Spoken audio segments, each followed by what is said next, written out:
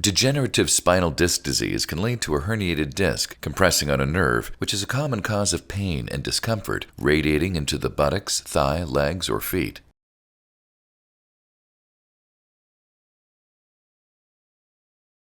For patients with a herniated disc causing nerve impingement or compression, an endoscopic approach is regarded as a highly successful procedure that may bring relief and restore mobility. For a centralized disc herniation at L5 to S1, an interlaminar approach is typically used to access the disc.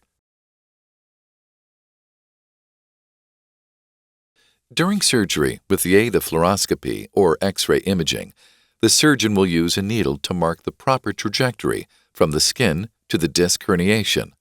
A guide wire will be inserted through the needle and the needle will be removed. Dilators will be placed sequentially over the guide wire to then allow for the cannula to be inserted. Through this cannula, a specialized spine-specific endoscope is introduced to allow for real-time direct visualization of the tissue layer that covers the backside of the spinal canal.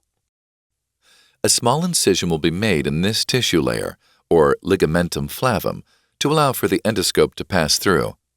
Using the instruments, the surgeon will carefully push the spinal nerves aside to protect them and allow the disc herniation to come into view. Through the working channel of the endoscope, small instruments will be used to take out disc fragments of the herniation. An electrocautery tool will be used to cauterize the fibrous outer layer of the disc to prevent future disc herniations. Once the herniation has been removed, the surgeon will bring out the endoscope and may place a stitch or two to close the incision before placing a small bandage.